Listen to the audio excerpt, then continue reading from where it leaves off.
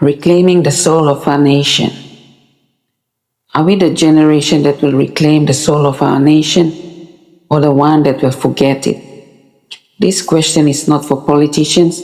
It is not just for historians, educators, or community leaders. It is for you. It is for me.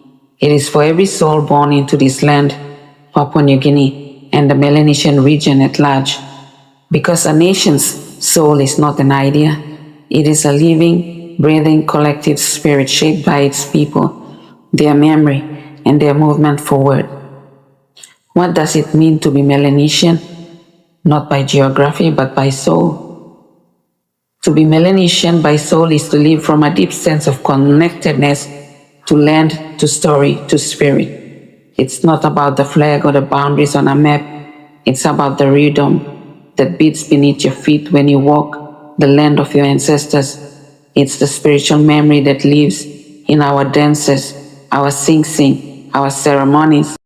It's a consciousness that honors community over competition, relationship over status, and meaning over materialism.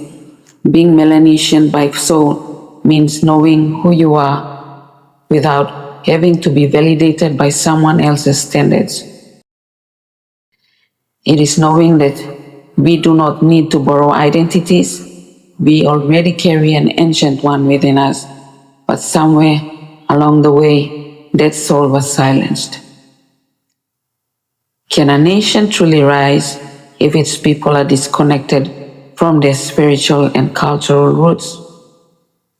No. Because what is a nation without its people? And what are people without their roots? A tree cannot grow skyward if its roots are withering underground. Likewise, national progress without cultural grounding becomes empty and unsustainable. When we lose the language of our ancestors, we lose access to ancient truths. When we dismiss our traditional governance and sacred customs, we disconnect from wisdom that has guided generations. This is why so many of our solutions don't last.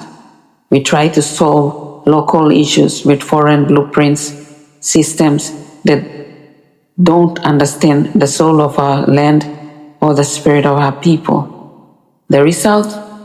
We look modern, but we feel lost. We sound developed, but we act divided. We build upward, but forget to build inward. If our ancestors could speak today, what would they say about the direction we are heading? Would they be proud or would they grieve?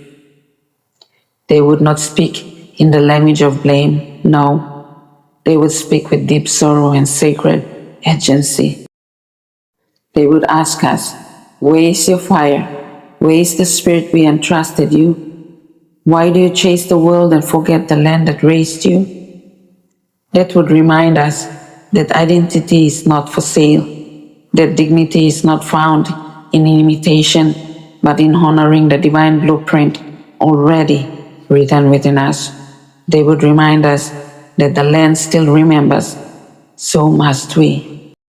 Are we trying to fix national issues with foreign mindsets while ignoring the wisdom of our land and lineage? Too often, yes.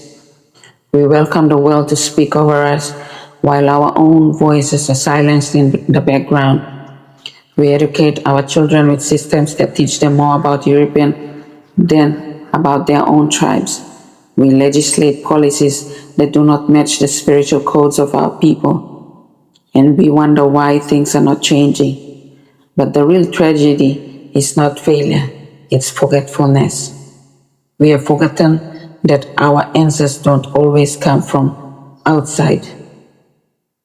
They come from within, from the soil, from the sacred, from the soul. If we are to rise, we must rise rooted.